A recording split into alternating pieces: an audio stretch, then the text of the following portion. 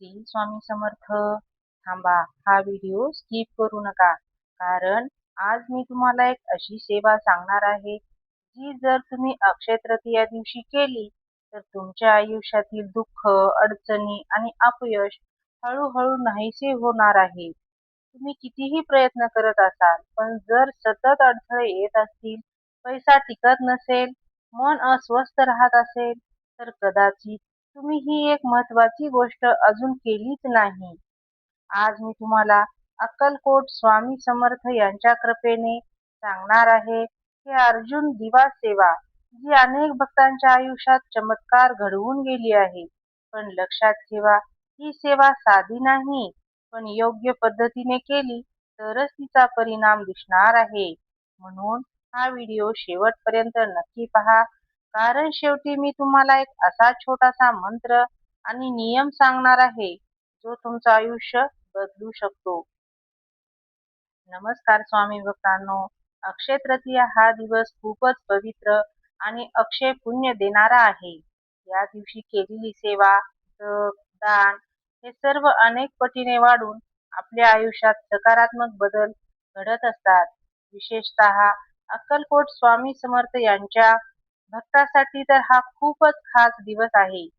जर तुम्हाला असा प्रश्न असेल की अशी कोणती सेवा करावी की आयुष्यातील अडचणी, दुःख कमी होतील, तर तुम्हाला खूप प्रभावी अशा सेवा मी सांगणार आहे. त्यासाठी तुम्हाला व्हिडिओ शेवटपर्यंत ऐकावा लागेल आणि पाहावा सुद्धा लागेल. श्री स्वामी समर्थांची नामजप सेवा. अक्षय तृतीयाच्या दिवशी सकाळी लवकर उठून शांत ठिकाणी बसून श्री स्वामी समर्थ हा मंत्र किमान 108 वेळा किंवा 1008 वेळा, शक्य असेल तेवढ्या जास्त वेळा म्हणायचा आहे, जपायचा आहे. तर हा जप का करायचा आहे? यामुळे मन शांत होणार आहे, नकारात्मक ऊर्जा दूर होणार आहे, स्वामींची कृपा आपल्यावर राहणार आहे. हा सर्वात सोपा आणि प्रभावी उपाय आहे. तुम्ही नक्की करून बघा. स्वामी चरित्र पारायण 1 दिवस किंवा 3 दिवस अशा प्रकारचं पारायण करायचं आहे. या दिवशी स्वामी चरित्र सारामृत किंवा स्वामीचे कोणतेही चरित्र वाचन करायचे आहे. नियम काय आहेत? तर स्वच्छ मनाने, श्रद्धेने सारामृत वाचायचं आहे. शक्य असल्यास दिवा लावून, अगरबत्ती लावून वाचायचं आहे. तर फायदा काय होणार आहे? जीवनातील अडचणी हळूहळू दूर होणार आहेत, मनाला दिशा मिळणार आहे. त्यानंतर दीपदान आणि नैवेद्याची सेवा करायची आहे. संध्याकाळी स्वामींच्या फोटो समोर किंवा मंदिरात तुपाचा किंवा तेलाचा दिवा लावायचा आहे. साखर, दूध, फळे नैवेद्य दाखवायचा आहे. फायदा काय होणार आहे? तर घरातील नकारात्मकता नष्ट होणार आहे, सुख शांती वाढणार आहे. त्यानंतर अक्षय तृतीया म्हणजे अक्षय दान करण्याचा दिवस असतो. तर काय दान करायचं आहे? अन्नदान करायचं आहे. तेही गरिबांना जेवण द्यायचं आहे. पाण्याची व्यवस्था करायची आहे.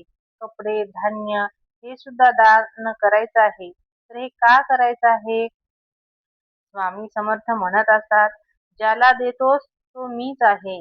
दान केल्याने पाप कमी होतात आणि पुण्य वाढत असते. गाय, कुत्रा, पक्ष्यांना अन्न द्यायचं आहे. या दिवशी गाईला गूळ चारायचा आहे, कुत्र्याला भाकरी द्यायची आहे, पक्ष्यांना दाणे टाकायचे आहेत. फायदा काय होणार आहे? तर ग्रह दोष कमी होणार आहे, अडथळे दूर होणार आहे. फक्त विधी न करता मनापासून सेवा करायची आहे. स्वामी, माझ्या आयुष्यातील अडचणी दूर करा, मला योग्य मार्ग दाखवा, असे मनापासून बोलायचं आहे.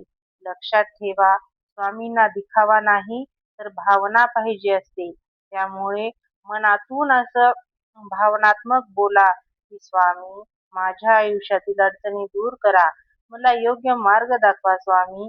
अशा प्रकारचे स्वामींना बोललो तर तुमच्या मनातील इच्छा नक्कीच पूर्ण होतील. अक्षय तृतीयाच्या दिवशी हा संकल्प करायचा आहे. मी पुढील 11 दिवस, 21 दिवस रोज श्री स्वामी समर्थ नामजप करेन. हा संकल्प तुमचं आयुष्य बदलणार आहे. अक्षय तृतीया हा चमत्काराचा दिवस नाही, पण तुमच्या श्रद्धेचा, विश्वासाचा आणि सातत्याचा दिवस आहे. तुम्ही जर या दिवशी मनापासून सेवा केली तर स्वामी तुमच्या आयुष्यात हळूहळू बदल घडवतील. दुःख कमी होईल, मार्ग सापडेल आणि मनाला शांती मिळेल. अर्जुन दिवा लावायचा आहे. अर्जुन दिवा म्हणजे काय? तर मी आता सांगणार आहे. तो तुपाने किंवा तेलाने लावला जातो. अर्जुन दिवा एक विशेष प्रकारचा दिवा आहे, जो प्रामुख्याने तेल किंवा तूप याने लावायचा असतो. भगवान किंवा संतांच्या पूजेत वापरला जातो. विशेषतः अक्षय तृतीया, गुरुवार किंवा स्वामी समर्थ सेवेत महत्त्वाचा असतो. यामागे श्रद्धा अशी आहे. अर्जुन दिवा का लावतात?